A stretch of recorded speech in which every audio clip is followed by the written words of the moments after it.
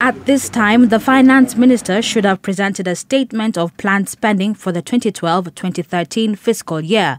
But the House is on recess and that has not happened. MPs resume normal duty on the 17th of April, implying that crucial fiscal matters from the finance bill to the budget policy papers to the VAT bill will be competing for limited time from MPs. For the last 9 months, Kenya has been operating without a finance bill in place, a situation unprecedented in recent memory. And that's all because of a standoff over interest rates, which has been running since October and is still ongoing. And the interest rates need also to be regulated so that the Kenyans that are carrying this burden of high interest rates can be freed. You have removed the competitiveness of the market called Kenya in terms of attracting foreign borrowing.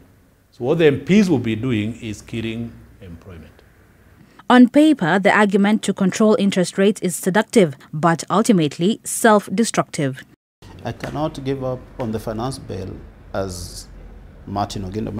Asserting parliamentary authority was a key pillar of the Kibaki presidency, but when it comes to economic matters, the 10th Parliament is a comedy of errors. A prime example of that is the Price Control Act of 2011, but there's more.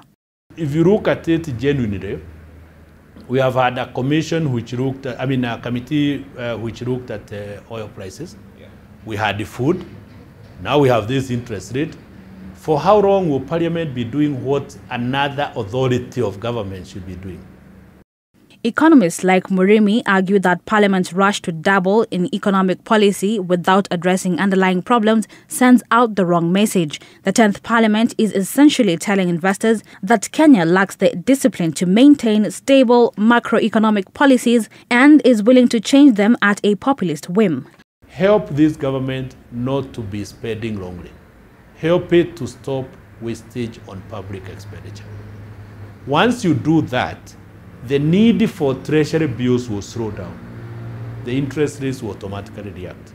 So far, that hasn't happened. The 55-year-old lawyer, who was ranked as 2011's worst-performing minister, is now in charge of Kenya's finances. MPs are still insistent on imposing price controls, and tax collection is riddled with questions of its legality. The biggest loser here is you, the Kenyan taxpayer. For Newsnight Business, I'm Bella Genga.